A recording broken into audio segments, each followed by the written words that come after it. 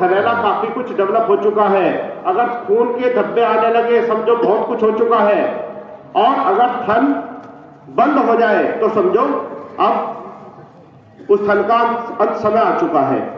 तो आपको क्या करना है, आपको डॉक्टर को बुलाना है, उसके थन में एंटीबायोटिक की ट्यूब चढ़ेगी, लगाना पड़ेगा, उसका इंट्रावेनरी दवाई उसको देनी पड़ेगी, उसके अलावा उसको इंजेक्शन लगेंगे और कम से नहीं कम तो 7 दिन उसका इलाज चलेगा। आप थनैले को कंट्रोल कर लेंगे। अगर आपने ऐसा नहीं किया तो आप उस थन से हाथ धो बैठेंगे। ये हुई थनैले की बात। किसी को और ज्यादा जानना है तो मेरे से संपर्क कर सकता है। इसके अलावा इन्होंने पूछा है गायों का गर्भधारण में कमी, कारण और उसका निदान।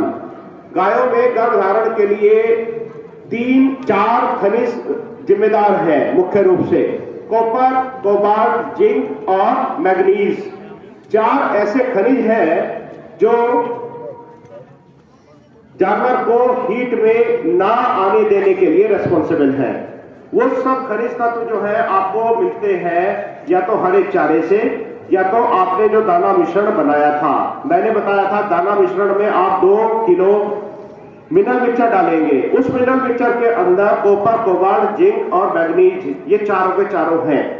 अगर आप नियमित रूप से दाना मिश्रण अपने जानवर को खिलाएंगे तो इन चारों खनिजों की पूर्ति होती रहेगी और जानवर नियमित रूप से हीट में आएगा। अगर फिर भी नहीं आया है तो आप अलग से उसको कॉपर, कोबाल्ट की टैबलेट दे सकते हैं जो कि कूको के नाम से आती है। कूको, CUCO, कूको। कॉफी क्यू भी आती है, COFECU, कॉफी क्यू टैबलेट है। 7-7 गोली आप उसको 7 दिन तक लगातार देंगे तो उम्मीद है अगर वो मिनरल डिफिशियंसी की वजह से हीट में नहीं आ रही है तो हीट में आ जाएगी। और 90% केसेस में केवल मिनरल डिफिशियंसी की वजह से जानवर हीट में नहीं आता है। तो इसी के साथ मुझे आदेश हुआ है कि वक्तव्य को समाप्त करें।